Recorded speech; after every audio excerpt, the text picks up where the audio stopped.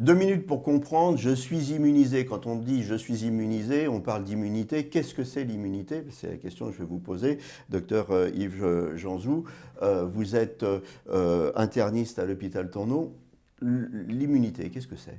Bonjour, alors l'immunité, c'est le moyen que notre corps a pour se défendre contre toute agression extérieure, que ce soit surtout en fait les infections. Les infections, les virus, les bactéries, les champignons, etc. Et quand on parle d'immunité, c'est un peu comme une armée avec des soldats, différents types de soldats. Ces soldats, on les classe surtout en deux catégories, l'immunité innée et l'immunité adaptative. Je vais me permettre de me concentrer un peu sur l'immunité innée. Qu'est-ce que c'est? En fait, c'est la première ligne de défense contre les microbes. Quand le corps s'infecte avec un microbe, on a cette immunité innée qui est un peu comme une sentinelle qui va guetter toute agression extérieure et qui va tout de suite taper. Ça tape fort, ça tape vite et ça tape tout de suite. C'est pour ça qu'on dit qu'elle est innée.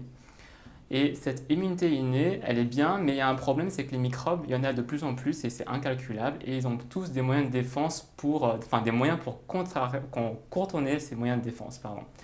Et à ce moment-là, on va parler de l'immunité adaptative.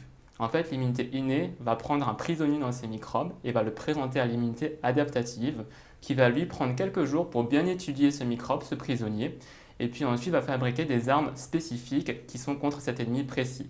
En résumé, l'immunité innée, ça tape vite, ça tape fort, ça contient l'infection, et puis l'immunité adaptative, ça va l'éradiquer, et ça travaille de pair. Est-ce qu'on est tous égaux devant l'immunité? On est tous avec un système immunitaire qui est bien distinct l'un de l'autre parce que ça dépend des microbes qu'on a rencontrés par le passé. Et puis surtout, il y a des personnes qui ont des problèmes d'immunité, soit pas assez ou soit trop. On parle alors de déficit immunitaire ou de maladie immunitaire. Je vous remercie pour ce point. Nos émissions vous plaisent, alors aidez-nous à faire grandir la chaîne pour parler santé au plus grand nombre. Partagez, likez, abonnez-vous.